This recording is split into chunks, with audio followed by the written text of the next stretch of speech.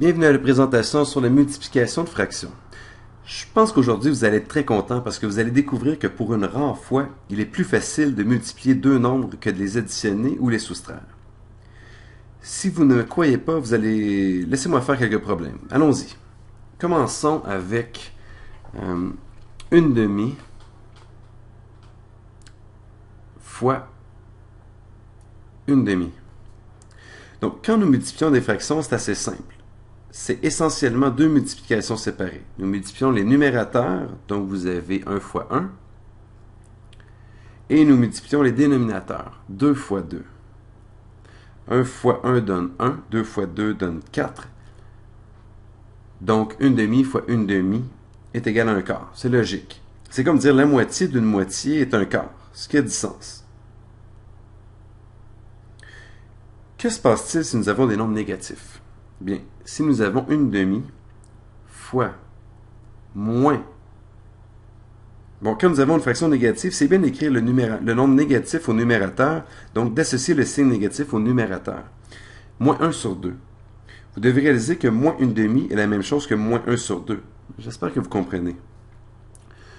Donc, une demi fois moins une demi, c'est équivalent à moins 1 à 1 fois moins 1 sur 2 fois 2, ce qui est égal à moins 1 sur 4, ce qui est équivalent finalement à moins un quart.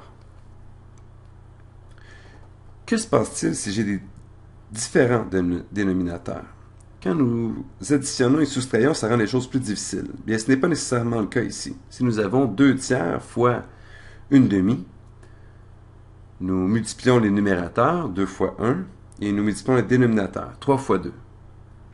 Donc, nous obtenons 2 fois 1 qui donne 2 et 3 fois 2 qui donne 6.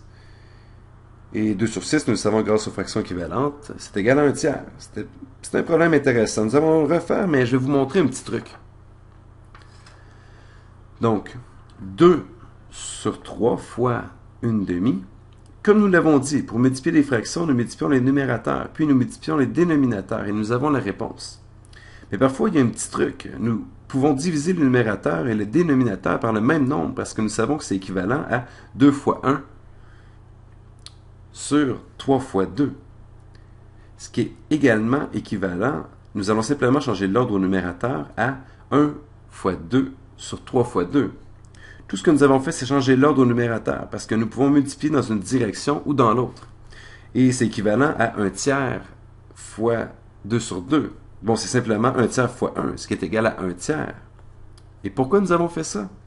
Je voulais vous montrer que ces deux que vous avez ici et là, bon, tout ce que nous avons fait, c'est changer l'ordre. Mais à tout moment, nous avions 1, 2 au numérateur et 1, 2 au dénominateur.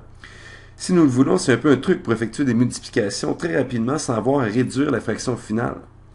Nous prenons 2 tiers fois 1 tiers, fois une demi, désolé.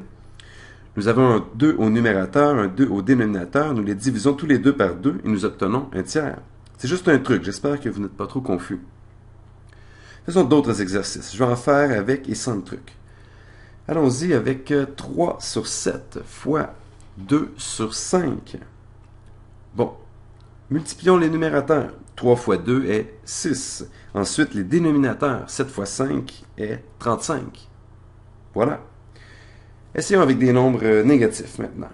J'ai moins 3 quarts fois 2 onzièmes. Bien, c'est moins 6 sur 44, ce qui est équivalent à moins 3 sur 22. Nous aurions également pu utiliser le truc ici. Faisons ce calcul à nouveau, mais avec le truc, la division à croiser. Moins 3 quarts fois 2 sur 11. Nous disons donc que 2 et 4 sont tous deux divisibles par 2, donc divisons-les par 2. 2 devient 1, 4 devient 2, et notre réponse devient moins 3 sur 22.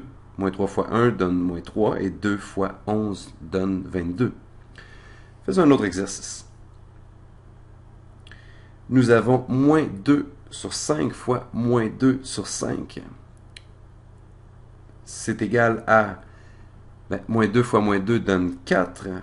5 fois 5 donne 25. Donc 4 sur 25. Rappelez-vous, un négatif fois un négatif donne un positif. Faisons d'autres problèmes puisque nous avons amplement de temps. Même si je crois que vous avez probablement déjà compris. Vous avez sûrement réalisé que multiplier des fractions est beaucoup plus facile que de les additionner ou les soustraire. Je l'espère. Quoique, c'est pas si mauvais si vous trouvez qu'additionner et soustraire des fractions est facile.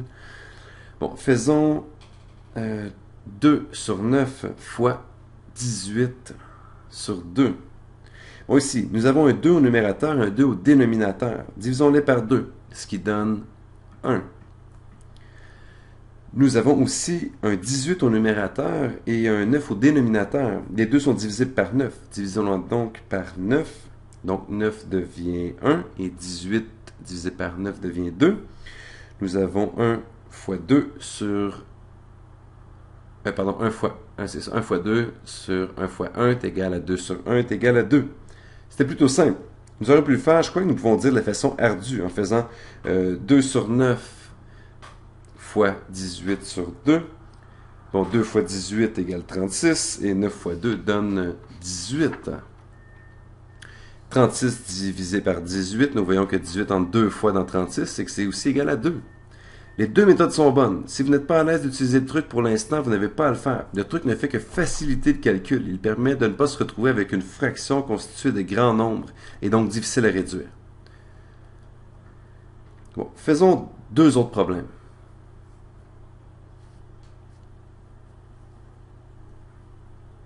Moins 5 sur 7 fois 1 tiers. Bon, moins 5 fois 1 donne moins 5. 7 fois 3 est 21. Voilà. Faisons-en un avec le petit truc que je vous ai montré.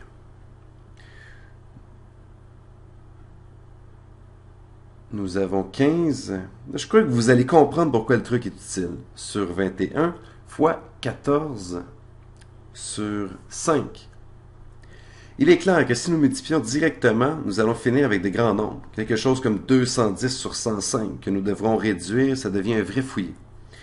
Mais nous pouvons voir que 15 et 5 sont tous deux divisés par 5. Alors, divisons-les par 5. Donc 15 divisé par 5 donne 3 et 5 divisé par 5 donne 1. 14 et 21 sont divisibles par 7. 14 divisé par 7 donne 2. 21 divisé par 2. 21 divisé par 7 donne 3. Donc, nous obtenons donc 3 fois 2 qui donne 6 sur 3 fois 1 qui donne 3 qui est égal à 2. C'est comme j'ai dit précédemment, si nous avions multiplié 15 fois 14, nous aurions obtenu 210, je crois. Oui, c'est ça, 210. Et 21 fois 5 aurait donné 105. Et nous aurions eu à dire, bon, là, ça saute aux yeux, que 210 est 2 fois 105. Et on aurait obtenu 2 aussi. J'espère que vous me suivez toujours et que vous avez réalisé que la multiplication de fractions est assez simple. Vous multipliez les numérateurs, vous multipliez les dénominateurs, et si vous pouvez réduire, vous le faites, mais le gros du travail est déjà fait. Je pense que vous êtes prêts pour les exercices sur la multiplication de fractions. J'espère que vous allez vous amuser.